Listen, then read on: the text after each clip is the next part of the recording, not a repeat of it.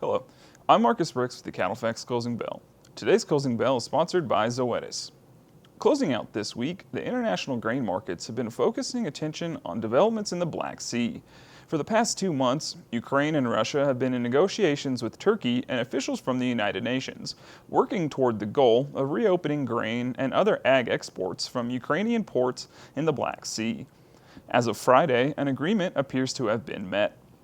Prior to the Russian invasion, roughly 98% of Ukraine's grain exports would leave via terminals in the Black Sea, traveling from there past the Strait of Istanbul, which is controlled by Turkey, before reaching open waters and continuing to the importing country.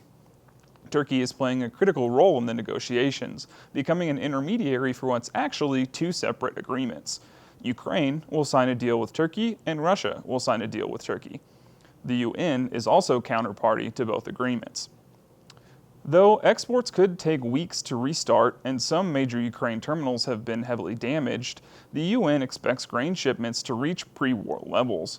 Pre-invasion, Ukraine was shipping roughly 10% of the world's export corn and wheat, also shipping nearly half of the world's sunflower oil.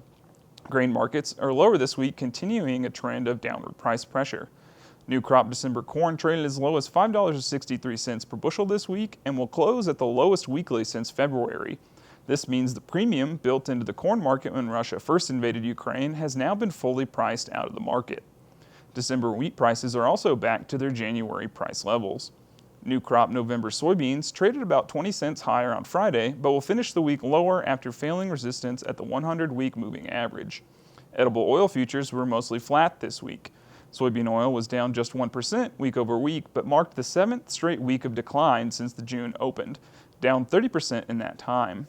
Spot palm oil futures were up slightly from last week's lows, but remained 42% below the June open. Cattle markets were mostly higher this week, with the August live cattle up $2 and December up $2.35 per hundredweight. Spot feeder cattle pushed to their highest weekly values since late 2015.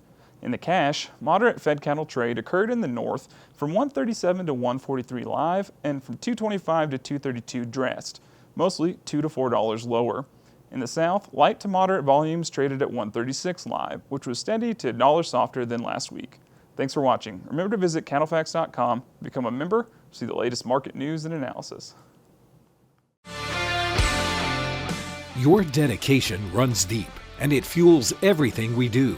Zoetis works to help make the bond between you and your cattle healthier, more productive, and more robust. Our portfolio of products and programs helps deliver solutions for every production stage and every management area on your farm. We are the modern answer to an ancient promise. We are born of the bond. Learn more at bornofthebond.com.